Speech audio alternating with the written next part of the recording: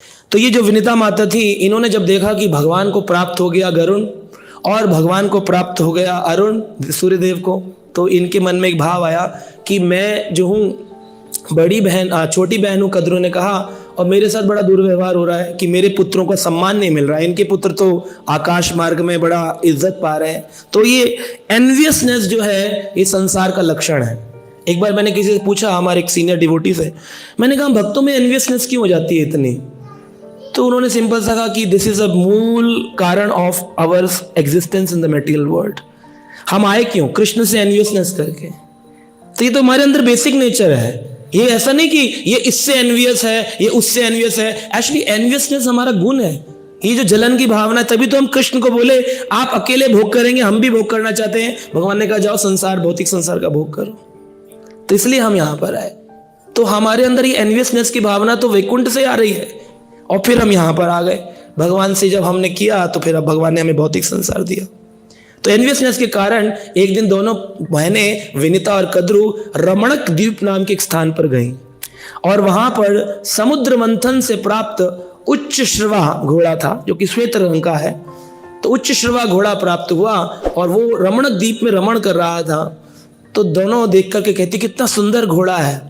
तो कद्रू ने मन में प्लान किया कि ना इसको थोड़ा सा, ये बहुत बनती है, इसके बच्चे ऊपर चले गए, अब मैं इसको दिखाऊंगी थोड़ा सा। स्वभाव आया तो उन्होंने कहा कि किस कलर का घोड़ा है बहन? तो विनीता कहती सफेद रंग का। और पूछते कि पूछ देखी, पूछ टेल। कहा किस कलर की है? बोले वो व्हाइट कलर की, घोड़ा सफेद है तो सफेद पूंछ होगी। कहा तुमने देखा नहीं, काली पूंछ थी। तो उन्होंने कहा कैसे काली पूंछ कैसे थी? मेरे को दिखा सफेद थी। कहा तो मानती हूँ, कल शर्त लगाओ, कल फिर आएंगे यहाँ सुबह रमणक द्वीप में, फिर दर्शन करेंगे। दूसरे दिन फिर आए दर्शन करने। देखा तो उच्च श्रवा घोड़े के आने का एक समय था जब वो दर्शन देता था। तो उच्च श्रवा आया तो कद्रू ने अपने पुत्रों से कहा इसकी पूंछ पर लिपट जाओ, पूरे काले रंग की बना दो उसको, और बोला कि देखो देखो विनीता आ गया घोड़ा। कह रही हाँ घोड़ा सफेद है। आगे निकला, पूंछ देखी काली है। कहा देखा, तो अब तुम्हें मेरी दासी बनना पड़ेगा क्योंकि तुम शर्त हार गई हो। और इस प्रकार से छोटी बहन होने के बाद भी उन्होंने अपनी बड़ी बहन को अपनी दासी बना लिया, और अब बड़ी ही गर्वित होकर मैं घूमने लगी अपनी बहन को दासी बना लिया। ऐसे कभी कभी होता है भक्तों के समाज में भी कि हम किसी भक्त को नीचा दिखा करके बड़ा गर्वित महसूस करते हैं, है ना। देखा, अरे आपको क्या पता है, आई नो मोर, प्रभु प्लीज प्लीज, हाँ प्रभु please, you know me, I know much better than you. तो ऐसी अवस्था में ये एनवियसनेस के कारण ही ऐसी एक्टिविटीज होती हैं। बोलते तो हैं हम सूक्ष्म अंश हैं, हम आत्मा है सारा दिन, लेकिन आत्मा मानते कितने लोग हैं? किसी ने किसी को बुरा बोल भी दिया तो किसको बोला? शरीर को कि आत्मा को? तो फिर गुस्सा किस बात को आ रहा है, आत्मा को कि शरीर को? हम आत्मा मानते ही नहीं है। आत्मा क्या है? बाल अग्र शत भागस्या शतदा कल्पितस्य च। बाल के अग्रभाग का 100 हिस्सा, उसका एक टुकड़ा, उसका फिर 100 हिस्सा। इतनी सूक्ष्म तत्व में भी अहंकार फंसा हुआ है।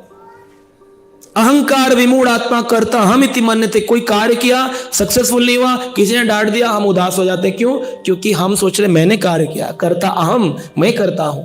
ए डूअरशिप भावना, कंट्रोलरशिप भावना, इसलिए उदासी है। अगर उदासी की भावना छोड़ दो, एक्सपेक्टेशन छोड़ दो, आशाएं छोड़ दो जीवन से, हाँ देखो कोई प्रॉब्लम नहीं, कोई गाली देगा thank you Prabhu, Hare Krishna.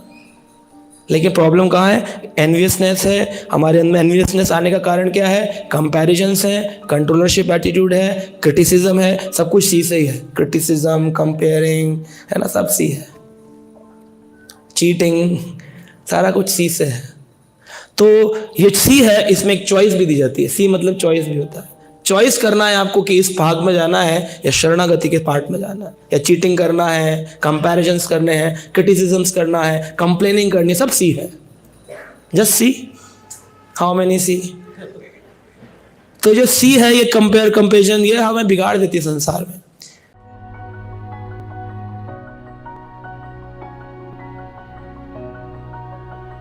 Subscribe now and press the bell icon. Never miss an update.